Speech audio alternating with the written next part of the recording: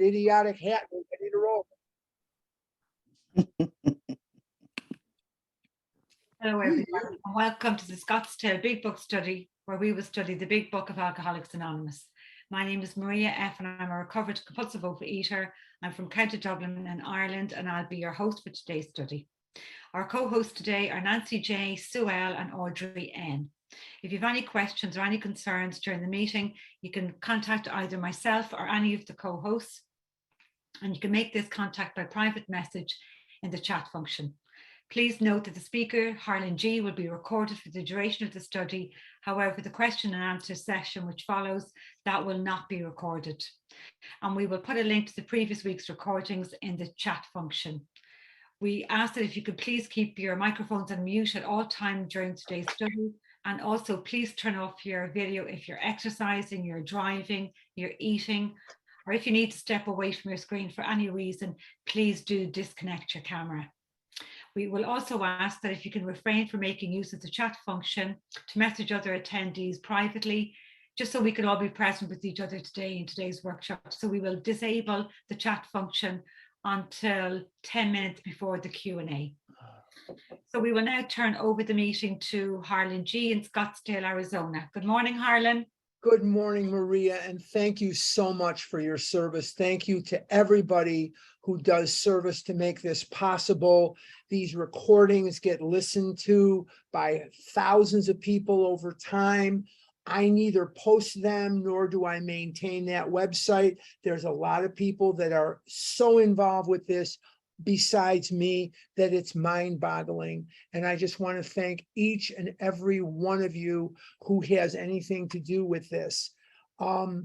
Next week, I'm going to be joining you by phone from Nashville, Tennessee. And I've never done Zoom by phone before, so I'm going to practice this week. I'm going to a wedding in Nashville, but that won't change anything. I'll just do this from there on my phone, and I think it'll be just fine because I see people all the time coming in here by phone, and it seems to work just fine. Anyhow, I hope, I say this all the time, I hope it's as absolutely stunning wherever you are as it is here in Scottsdale, Arizona this morning. It is 84 degrees right now. The humidity is minuscule, it's shoe size, and the sky is just clear and beautiful, and the nearest cloud is somewhere out over California or New Mexico. There isn't a cloud in sight, and it's just breathtaking here in Arizona this morning. I hope you're enjoying something beautiful too. We have been in the chapter, We Agnostics, and we have been talking about the second step. This is the chapter that is devoted to step 2. And in the second step, we find that it says came to believe that a power greater than ourselves could restore us to sanity. And it came to believe means to me that it is going to be a lifetime process of developing and enhancing a faith that we're going to be talking about today. And by the way, if you're keeping score at home, when we start, we're going to start on page 53 with the paragraph, logic is great stuff. Logic is great stuff. And that's where we're going to start on page 53. Came to believe that a power greater than myself. Notice it doesn't say that we have to believe in any particular brand or any particular way. We just have to come to believe that there is a power greater than myself that can do what? That can restore me to sanity. And notice it does not say came to believe that a power greater than myself could make me abstinent or make me sober. It doesn't say that. It says, restore me to sanity. And the reason that it's beautiful that it says sanity is so much more open-ended than is abstinence or sobriety. Sobriety is very limited, but sanity is not limited. And when I say that, what I mean is, as the disease does not leave you where it finds you. What does that mean when I say the disease does not leave you where it finds you? The disease comes into your life. For most of us, it comes in during our infancy or very early childhood. And it doesn't just affect what we eat or what we don't eat. It doesn't just affect the fact that we have a physical allergy to certain foods and that we have a mind that focuses in on that ease and comfort that comes instantly by eating those foods. That's a rudimentary beginning.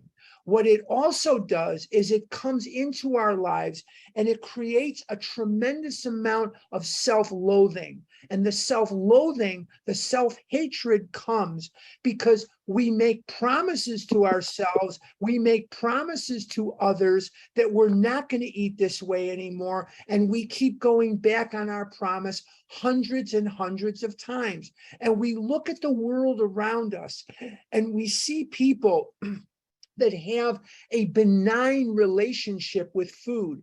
They have a seemingly much easier time relating to the world because we have a constant habit of comparing our insecure, broken insides with their together, wonderful, solid, strong looking outsides. And we keep comparing, and the shortest distance between me and severe unhappiness is through the shortcut of comparison.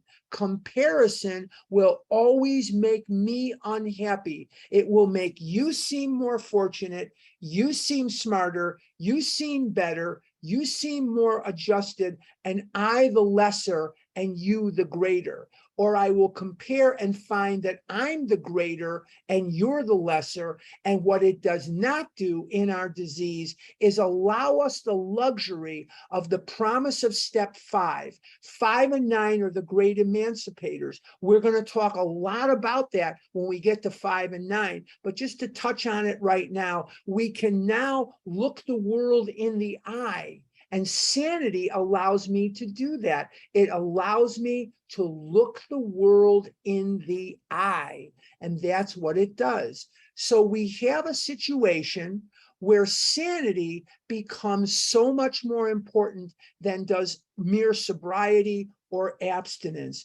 And then the disease does not leave you where it finds you. Besides self-loathing, what it does is it creates within us a almost surrealistic idea of what the world around us is about. We have a tendency to overthink. We have a tendency to catastrophize. We have that cognitive habit of catastrophizing things. Most of us do. Not all of us. It's not consistent with 100% of us, but I've seen it in enough of us to know that it is definitely a characteristic. We have fear. We have fear of getting caught eating. We have fear of getting seen eating. We have fear of other people. Now, a lot of people have that. A lot of people have anger. A lot of people have fear. But in our minds, in our brains, we are wired to understand that in a Chips Ahoy cookie or an Oreo, or I was just informed 10 minutes ago, now there's a purple M&M. I better throw my recovery away and eat purple M&Ms because Lord knows I've never had M&Ms with that food coloring in them before. So I'm gonna crap my recovery away and I'm going to go get purple M&Ms, darn it. No, I'm not. But the bottom line is we have a relationship with ourselves and a relationship with others that demands that we eat food against our will to the point of destruction, because the world around us gets less intimidating, less scary, more controllable, and easier to live in the first 10 seconds after I would consume a purple M&M. And that purple M&M will do something for me, not to me, for me, that it does not do for the normal temperate eater that doesn't have this disease. And what food does for me, is to give me an instant change in my perception of reality. I'm going to say that again. Food does for me something that it does not do for the normal eater. It gives me an instant change in my perception of reality. I had 2 instances this week, 2 of them, where alcoholics that I knew vaguely, but I knew their friends better, unfortunately took their own life after years of being dry. They were not in recovery. They were not working the steps. They were dry. And in 2 separate, unrelated instances, took their lives.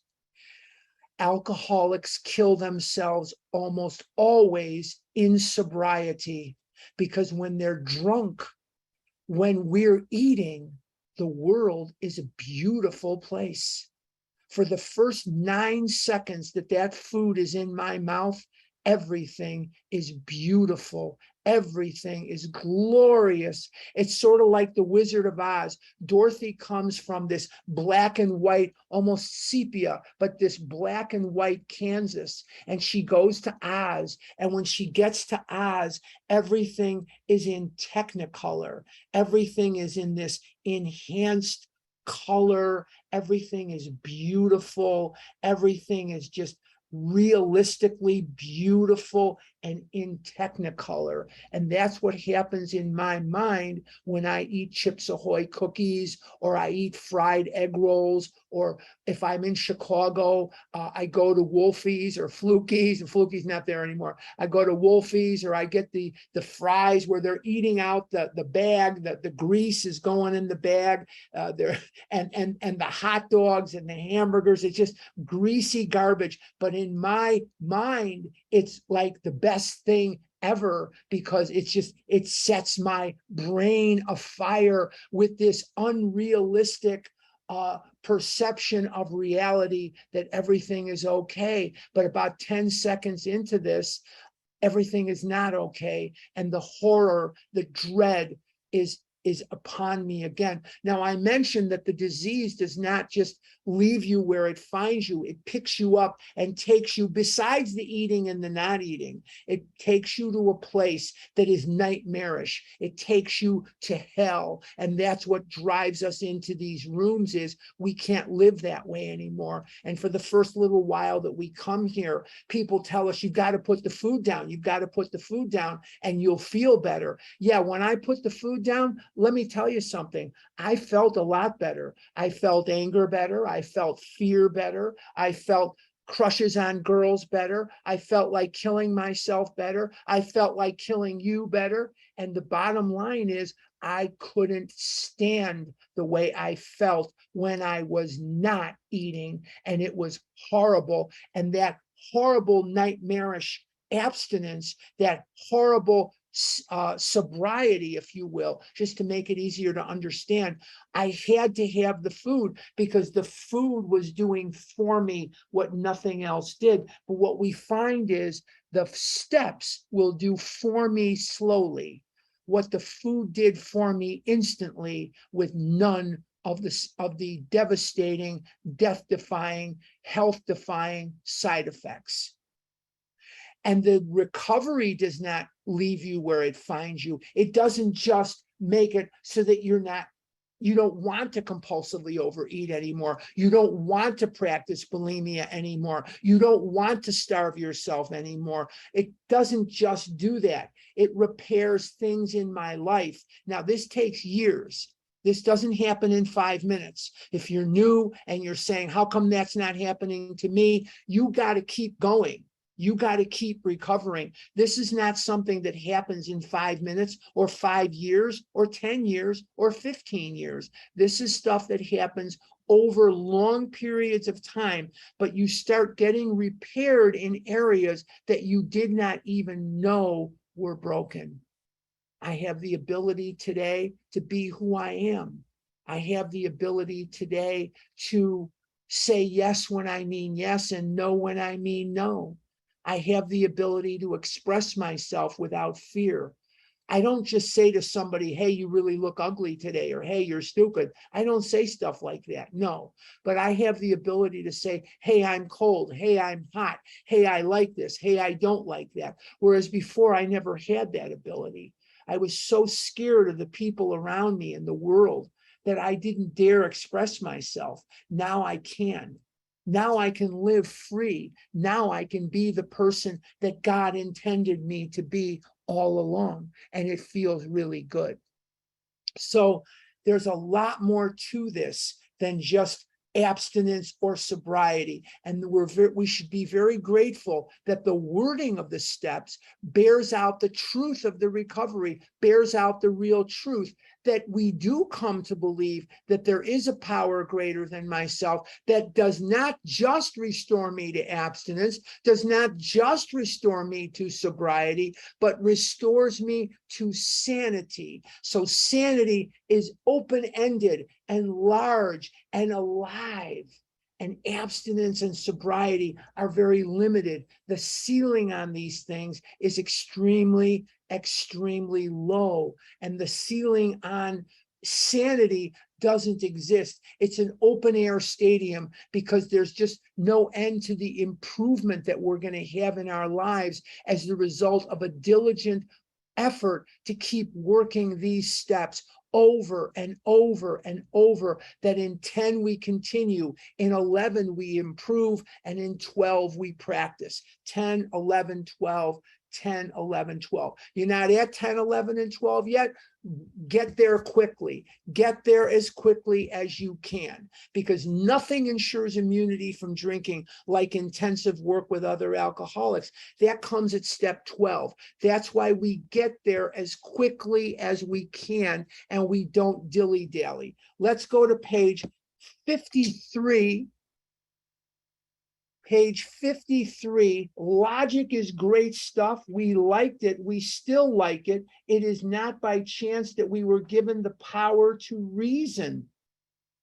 So when we talk about this God of reason or this logic or common sense, we have to remember something. We have been told in this book, we have been told in this program that no human power could have relieved our compulsion. We are told at the end of chapter 3 that we have an illness that only a spiritual experience will conquer. Now, I've never had a spiritual experience. I've never had a spiritual experience. I've had a spiritual awakening, but my spiritual awakening is very slow in developing. And I have what's called the educational variety. And I still deepen my relationship with God all the time. I still deepen that because I work at it every single day. But we like logic. And one of the things that Bill Wilson struggled with when Ebby came to him in November of 1934, and Ebby was sober and Bill was drunk. But one of the things that Bill Wilson struggled with was he was looking for a more logical, more science-based solution to his alcoholism. And the God-based, the religion-based, although it's not really religion, Ebby says, I've got religion, which really isn't accurate. It's a spiritual experience. It's not a religious experience. You can be any religion you want. You can be no religion. You can be 8 religions. You can be whatever religion you want. But it is going to take a spiritual awakening as the result of the steps to, in fact, make any difference in your desire to kill yourself with either food or starvation. And without that spiritual awakening, you will not recover. It is not going to happen, because only a spiritual awakening as the result of these steps is going to substitute for that sense of ease and comfort that comes instantly by eating those purple M&Ms or whatever it is you like to binge on. And I don't really have anything that is of this earth that I could point to and say, yes, This is a human being. Yes, this is money. Yes, this is whatever it is, and say it made any difference at all whatsoever in my ability to stay out of the food. It was only by God's grace and mercy. It is only by God's grace and mercy that I am able to stay out of the food one day at a time. Let's continue.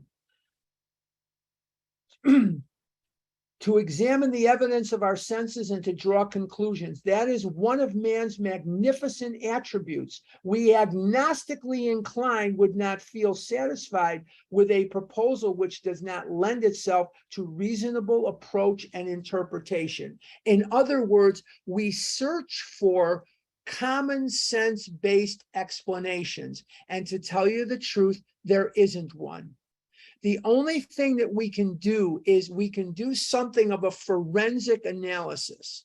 And in the forensic analysis of how this works, why it works, is this: the steps will give me a pushback to the demonic character defects, the destructive character defects that have triggered me into eating food against my will from the time I was a little baby.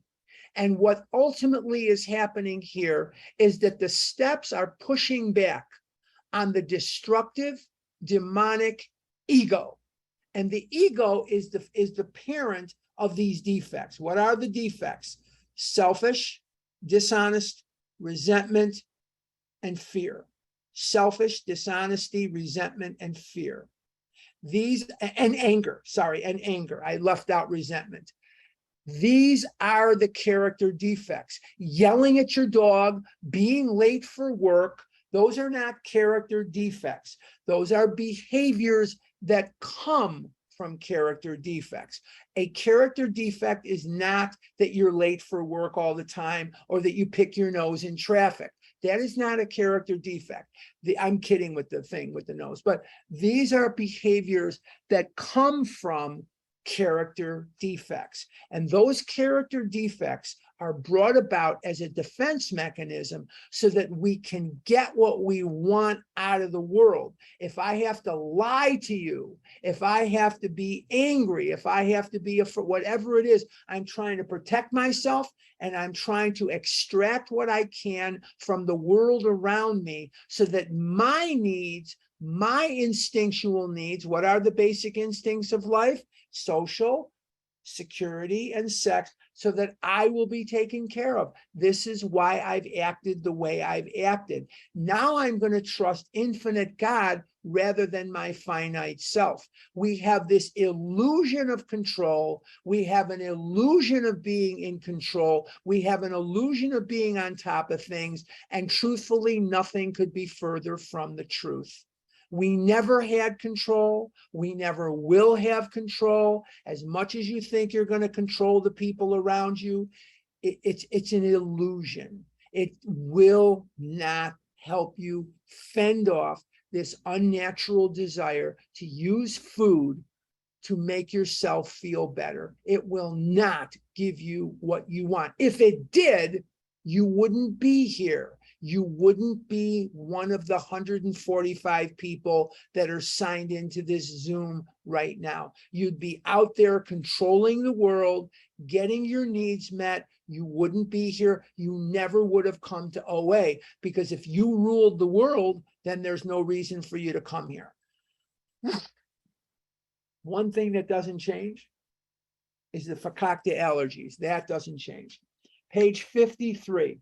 Hence, we are at pains to tell why we think our present faith is reasonable, why we think it more sane and logical to believe than not to believe. And I'll give you my bottom line. If you've been around here, you know that I'm a bottom line guy. My way of doing things does not work. My way of coping with the world only got me fatter and fatter and more unhappy and more scared of the world, more angry, more isolated, more absolutely living in freaking hell. And God's way emancipated me. I was an object of ridicule. Children used to laugh at me. Adults used to laugh at me. People used to slap my ass. They would slap my stomach. They would wonder when the elephant was due. They would tell me in public places things you wouldn't tell your worst enemy. On more than one occasion, I've had people ask me, "Why are you so fat?" On more than one occasion, I've had people take food off my table in a restaurant and I didn't even know them and give it to the busboy and say, "He's morbidly obese. He doesn't need rice pudding. He's morbidly obese. He doesn't need whatever it was that I had ordered that I hadn't consumed yet." I could not walk the streets without being ridiculed by other people. I went on my first date with a girl. I was 35 years old. There is so much about dating and about relationships. I never had my comeuppance in this. I missed out on all that stuff. I was with someone last Sunday, and they're telling me this story about how this person liked them and passed a note and blah, blah, blah.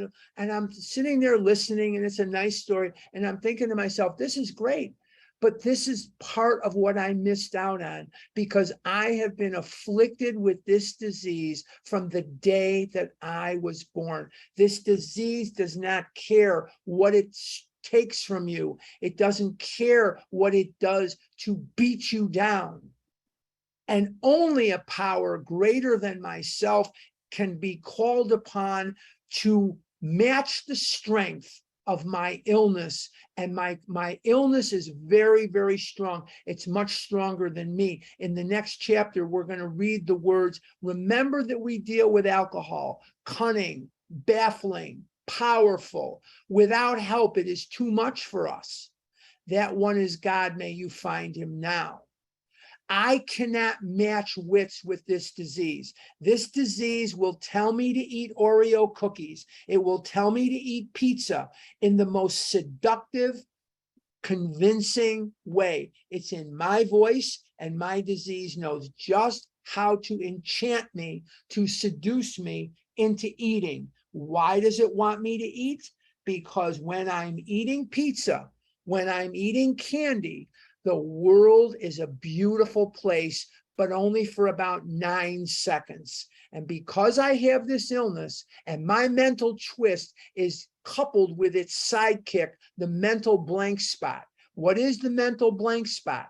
The mental blank spot is the part of my brain that will eradicate any memories that I have of what I just told you about being an object of ridicule, going on my first date when I was 35 years old. Being in public places and people laughing at me was the tip of the iceberg. What about the physical pain that I was in when I had to get in and out of a car? What about the physical pain that I was in when I had to walk through a grocery store? What about the shame that I felt when people that I knew, that I had sworn to God to, that I was going to stay on my diet, caught me in the grocery store with Chips Ahoy, frozen pizza, Twinkies, Suzy Q's, Hostess cupcakes, and Sara Lee brownies in my grocery cart? Why would I do that to myself? The reason that I do that to myself is I don't know any other way of making the pain go away than to eat that food. And the food creates in and of itself a worse nightmare. This disease is quicksand. The more I eat, the worse I feel. The worse I feel, the more I eat. The more I eat, the worse I feel. The worse I feel, the more I eat. And this is how the disease will kill you. So food was never the problem. Food was the solution to the problem. Now, I've said that in the doctor's opinion. I've told you that in Bill's story. I've talked about it in chapter 2. I've talked about it in chapter 3. But food was never the problem. Food was the solution to the problem. And as a solution to the problem, we now have to find a substitute. So what we're essentially doing here is we are substituting the effect of the steps for the effect of the food, which will make us feel better a little slower, but it takes work. But the food has devastating side effects, and the steps have unbelievable miracles. We are substituting something that will never work for something that always works. And we have discovered that through the use of the steps, we have eradicated in the people who take the action any desire to destroy ourselves with food. Food was never the problem. We have compulsive eating and compulsive overeaters. Now, they sound very, very similar. They sound real similar. Compulsive eating, compulsive overeater, they sound very, very similar, but they're worlds apart. Compulsive eating is something that even normal eaters do on occasion. You see people anywhere you go, they are eating and they're eating and they're enjoying it, and they put it down and it's done. Fartik. Fartik is a Yiddish word for done. Fartik, done. Now, a compulsive overeater sounds very similar, but it's, as I say, worlds apart. A compulsive overeater is a person with a physical allergy to the food, where there's an unnatural reaction, and they have a mind that acts unnaturally also. And it's only about 9 to 10% of the population that feel this disease. That I cannot live in the world that I was born into without the food. It becomes a necessity. What does it say in Bill's story? Liquor ceased to be a luxury and became a necessity, because I cannot handle the reality that I see. I cannot handle the people without it, and even with it, I can't handle them. So the compulsive overeater must have, not should have, not could have, not might have, must have a spiritual awakening as the result of the steps if they are to live free in the world. So we have to stop looking at food as the problem. If food was the problem, treatment centers would turn out winners, and they don't. If food was the problem, different medical procedures would turn out winners, and they don't. If food was the problem, jails, hospitals would turn out winners, and they don't. Because abstinence does not treat this disease. I'm going to say that again, because for many of you, when I say that, it's just shocking to you. Abstinence alone does not treat this disease. If it did, the first time you dieted down, you'd have been cured and you would never be here. You would have never darkened our door. So abstinence does not treat this disease. What did we read in chapter 3? A man of 30 was doing a great deal of spree drinking. He remained bone dry for 25 years. He decided he was going to go back to drinking. Out came his carpet slipper and a bottle. Within 4 years, he was dead. He remained bone dry for 25 years. Did that cure him? No. Did it treat his disease? No. And that's why it does not say on page 45 of this chapter, the main object of this book is to get you sober. It says the main object of this book is to help you find a power greater than yourself, which will solve your problem. So we have to stop focusing on the abstinence as being the end result of everything we're doing. Abstinence is the key into the classroom. Abstinence is a bare rudimentary beginning. Abstinence is a requirement. I went to college in Chicago, Roosevelt University, And in Roosevelt University, if you don't pass English 101 and English 102, you can't get a degree. Can't do it. You might go to another college and get a degree, but they ain't giving you one from the college I went to without English 101 and English 102. Now, there's other requirements too, but I'm just focusing in on something to keep it simple.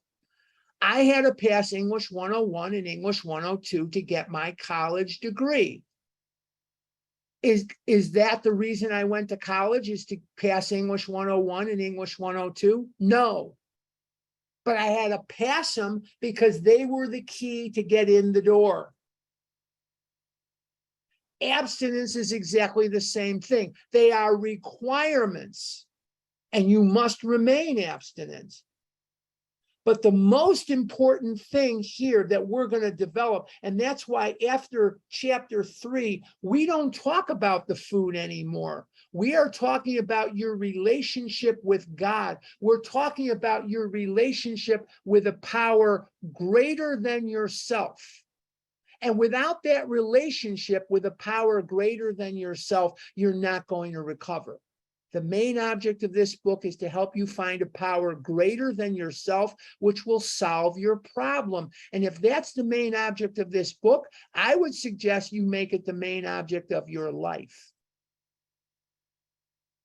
When things come before my relationship with God, I'm going to lose them. Money, girls, whatever. I don't know what else to throw in there. That cannot come before my relationship with God. If they do, I'm going to lose them. So let's focus on what's important, and that is the spiritual angle of this. Yes, I have to work step 1 perfectly. It's the only step I have to work perfectly. But after I get through that, now I've got 11 other steps that need to be worked. And this step 2 is vital, that I not see it as a destination, but as a journey. And that I will be working on step 2 every day for the rest of my life. How do I work on step 2? By helping others, by sponsoring. The most important thing I can do today to work on step 2 is to take seriously what it tells me at the end of Bill's story, that in order to enlarge and perfect my spiritual life, I must do it through service and self-sacrifice for others. I must work with others as my sponsors have worked with me. And that unless I'm going to do that, I'm in trouble. How many times in the last 43 years have I heard people chirping that they're not going to sponsor? You don't sponsor, you don't recover. This is a 12-step program, not an 11-step program. And it's important to be the treasurer of a group, or do what Maria and Nancy J and Sue L and I don't know who else. I think Audrey and other people that and Lauren N and the people that make this work. That's great, but it's no substitute for sponsorship. Without sponsoring others constantly, I'm not going to develop the spiritual life that I need so I can recover. Very, very important to remember. Let's move forward. We say that our former thinking was soft and mushy. When we threw up our hands in doubt, we said, we don't know.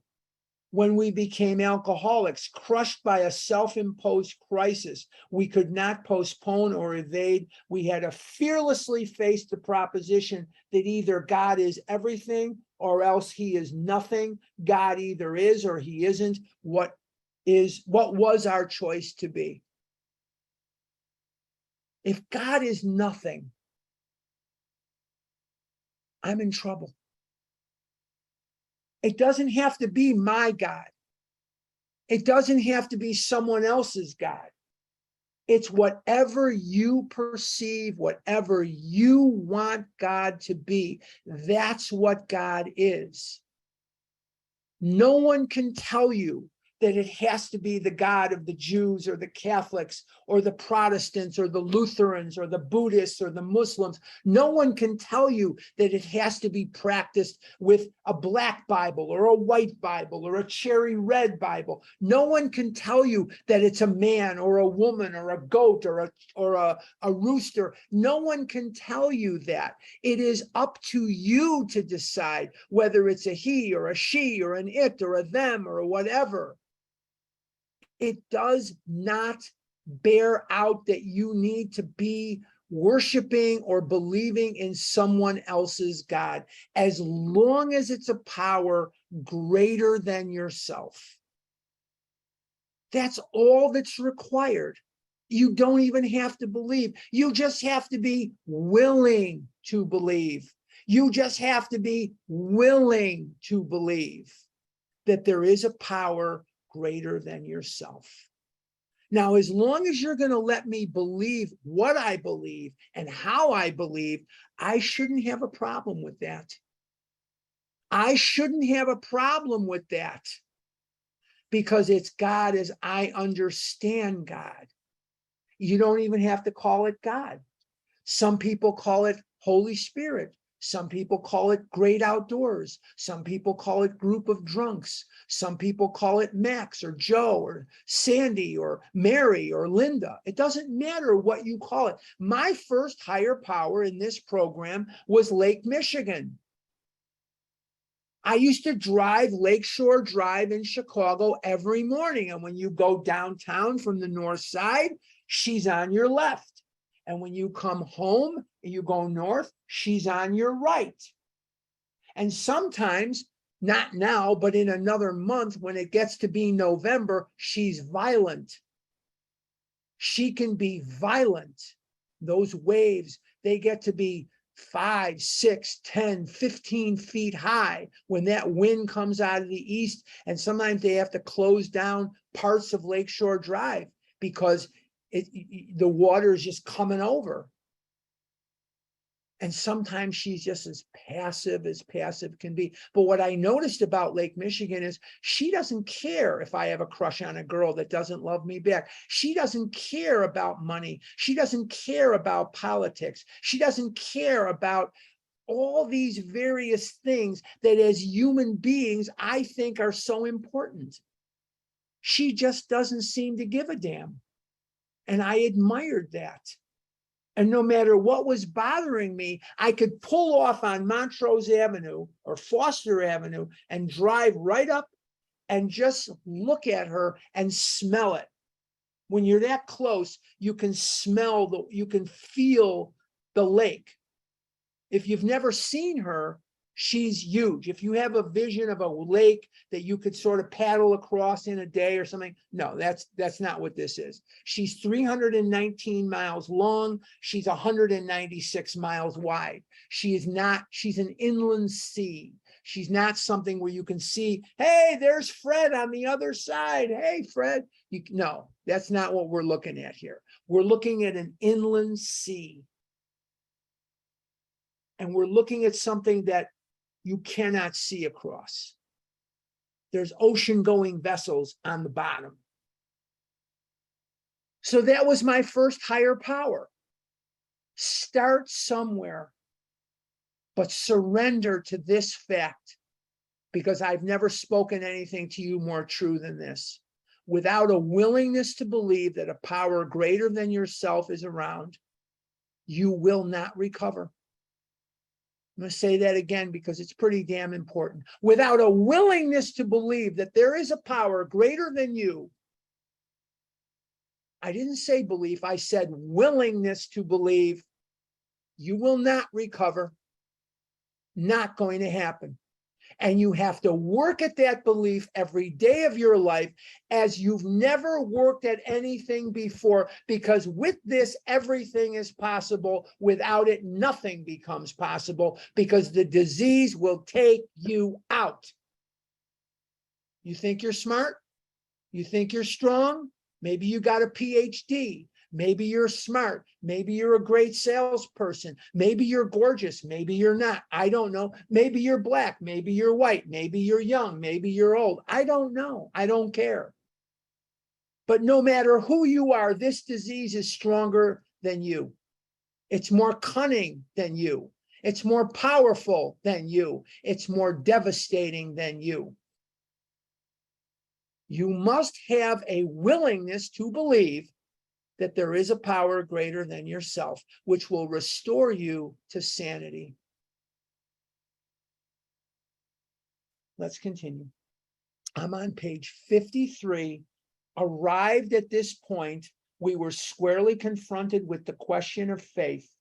We couldn't duck the issue. Some of us had already walked far over the bridge of reason. Notice that bridge of reason is capitalized because so many of us worship science. Now, I'm not knocking science. Please don't send me text messages. Don't send text messages to the Los Angeles intergroup that I'm saying I'm not knocking science. What I'm saying here is science cannot relieve you of this illness. Not yet.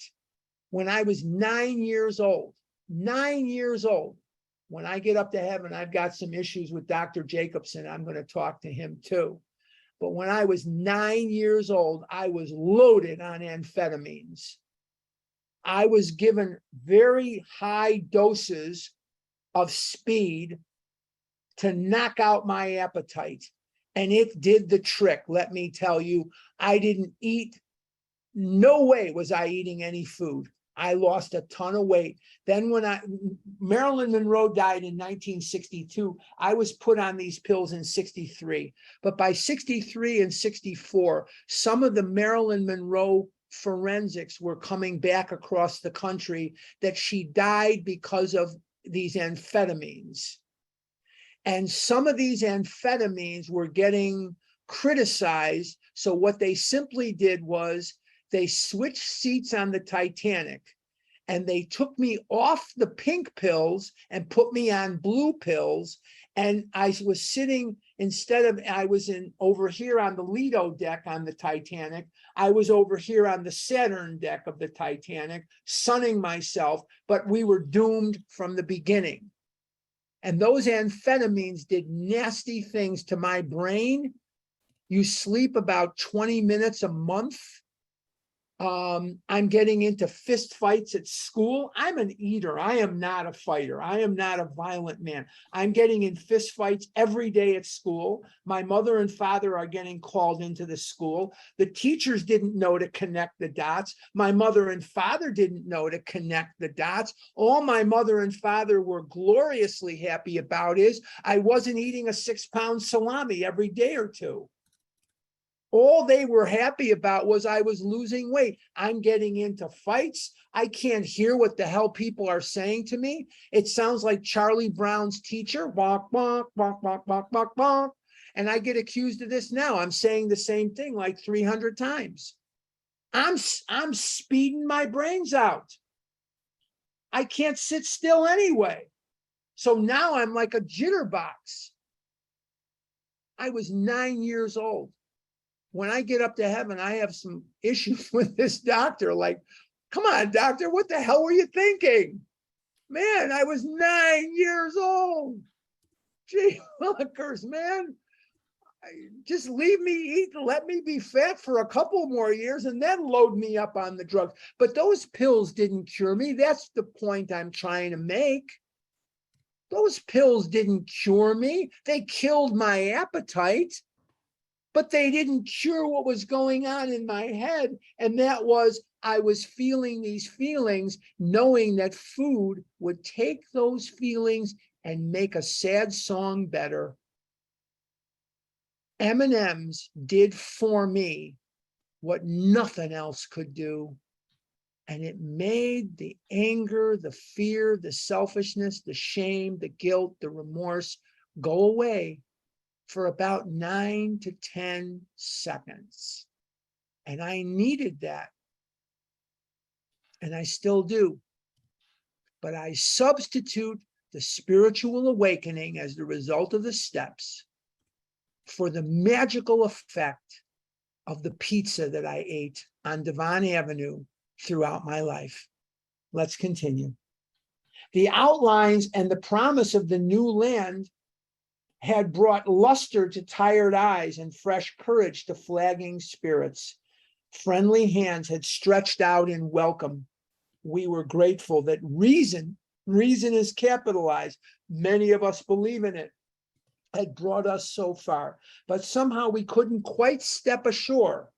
Perhaps we had been leaning too heavily on reason that last mile, and we did not like to lose our support.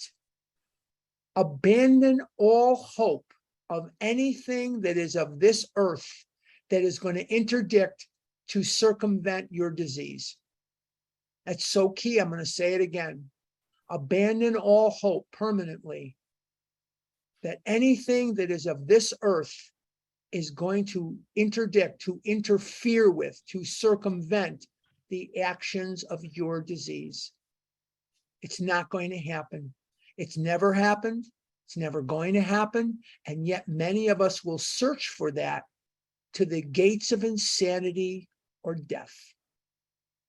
Many will die in search of relief from the untenable pain that this disease creates. And we will look for it in the wrong places, even though we know now where the solution is. Our egos will tell us, you've done enough. You don't have to do any more. You've done enough. Let somebody else sponsor these people. You've done enough. Let someone else do this. You don't have to do 10 steps anymore. You've done enough of them. You don't have to do step 11 in the morning and step 11 at night. You don't have to sponsor. You don't have to do that. Just throw out a prayer every once in a while. That's not going to cut it. You have to work at this for the rest of your life. One of the things that makes me cringe is somebody will come to our Scottsdale meetings and I can see their faces on Zoom and they say, I worked the steps a few years ago and I don't understand why I went back to the food. Well, you can't work the steps. You are either working them or you're not working them. There's no past tense here that's going to work. You have to know that the working of the steps is something of a continuum flow. A number of years ago, I have permission to use her name. Her name is Naomi. Lovely, lovely woman. I was doing a workshop like the one I'm going to be doing in White Plains, New York, and the one I did in Los Angeles. I've done a lot of them. I've done them in Israel. I've done them all over. But I was doing one in Mount Laurel, New Jersey. A woman comes up to me. Her name is Naomi. We're just about to break for lunch. And she says, may I call you after I'm done with the steps? And I said, no. And she looked at me like I was the purple people eater or Herman Munster or something. And she says, why not? And I says, because when you're done working the steps, you're going to be dead and there's no phone in the box. And she looked at me and I had lunch with her and others. And I explained to her why I answered her the way I answered her. And we talk every once in a while. I know she's on Vision all the time and stuff. I love her to death and we have a good relationship. But in 10, we continue. In 11, we improve. And in 10, we practice. It's 12, we practice. 10, 11, and 12 every day for the rest of your life. In 10, we continue. In 11, we improve. In 12, we practice. Let's do another paragraph and then we'll wrap it up for today. Or two. That was natural. I'm at the bottom of 53. That was natural, but let us think a little more closely without knowing it. Had we not been brought to where we stood by a certain kind of faith, or did we not believe in our own reasoning? Did we not have confidence in our ability to think? I know for a fact, I know this to be fact. There's at least 3 PhDs on this line right now. I know for a fact. There are nurses. I know that there are lawyers. I know that there are very, very polished professional people that are listening. And one of the things that can kill me is this idea that because I have been so successful in other areas of my life, that somehow I'm going to figure this out. Divorce yourself from that thinking immediately, because it will kill you. It will kill you. You will never figure this out. So what is the theme of today? What am I trying to get across today? Over and over and over in different words, I've made this point, that a human being of their own accord cannot overcome the absolute power of this disease. The power of this disease will overwhelm you. And eating will seem like the most natural choice in the world, because the disease is seductive, patient, powerful, effective, and it is a killing machine. And these ideas to eat Tootsie Rolls, these ideas to eat Sara Lee brownies will come to you when you least expect it and need to hear that the most, because the timing is perfect. And only a spiritual awakening will negate its effect. Let's continue. What was that but a sort of faith? Yes, we had been faithful, abjectly faithful to the God of reason, science, math, which I hate, science, math, logic. This is what we want to believe in. So I can take you into a classroom and prove to you that 2 and 2 is 4, I hope. Is 2 and 2 4? Yeah, I think so. But the bottom line is that I want to take you and prove to you that this is the story. We can't do it. I can't show you God, but I can show you thousands of people who are gutter compulsive overeaters, gutter anorexics, gutter bulimics that are in recovery today. I have a friend of mine that lives in Colorado. I love her. She is my friend. I adore her. I would die for her. And every morning that we're at the birthday, she piles people in and they go out to Santa Monica and they go to the beach in Santa Monica. She's going to do it. She'll be there. And they all go out to Santa Monica, and Charles goes and she goes and they all go. And they come back to the lobby of the Hilton and they say, what a miracle. We saw the sun coming up over the ocean, and we did the step 11 the morning on the beach, and what a miracle, and the birds and the waves. And those are beautiful, beautiful things. But we define miracle as something which defies logic or scientific proof. The miracle in LA and the miracle wherever you live is that there are going to be 2,000 compulsive overeaters in Los Angeles. And some of them in that lobby are going to be emancipated from their desire to destroy themselves with food or destroy themselves with starvation through no logical explanation other than the working of these steps. That's the miracle. That's the miracle. Don't miss the birthday. Let's continue. Let's finish this paragraph, and then I'll turn it over to Veronica. So in one way or another, we discovered that faith had been involved all the time. We believe in science. Many of us believed in money. Many of us believed in other people. Many of us believe in other things that are of this earth. They will not help you. They will not help you. They cannot help you. And you are going to need the help of a power greater than yourself. Now, before I turn this over to Veronica, I'm going to write this down. Page 54, we found 2. Okay. Now, next week, I'll be doing this from Nashville, Tennessee on my phone. So I'll be in Nashville at a destination wedding. I've never been to Nashville before.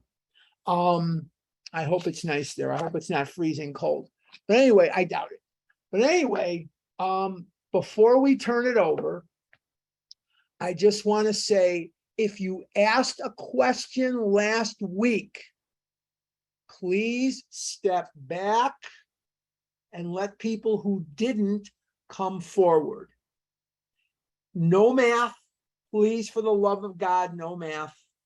And for the love of God, no food questions, please. I am not a nutritionist, nor do I play one on TV. So whether you are whatever, no math, no food, let some other people come to the forefront. And I'm going to turn it over to Veronica C., my friend in our Scottsdale meetings. Veronica, where are you? I'm right here, All Harlan. All right. When Veronica is on, I have to change my background. Now the Yes. Ducks play today, but I have to make it Archie and Veronica in Yeah. her honor. So I Yeah. have Archie and Veronica kissing. Them. Okay. Just All don't right. call me, just don't call me Ronnie, and we're gonna be Ronnie? fine. Okay. Okay. You don't like Ronnie. All right. I've never liked it. Nika is a nickname for me, but Ronnie, no. Nika. Okay. I don't get Yeah. Nika. How does Nika come to Veronica? Nica, Nica, yeah. Veronica. Oh, Okay. I get it now. I get it. Okay. All right. All right. We're Okay. at the, Maria, did you need to say something first? No, you go ahead, Veronica. Okay, We just have terrific. a question in the chat box, a couple of questions in the chat box, but I'll bounce them over to you. You go ahead. Okay, so this is the Q&A part of the presentation with Harlan. And at this time, you could raise your hand and we will answer any questions. Harlan will answer any questions that you might have before he takes off to Peta Jungle, I believe. So Yes. we want I'll to. be there by myself today. All my lunch partners are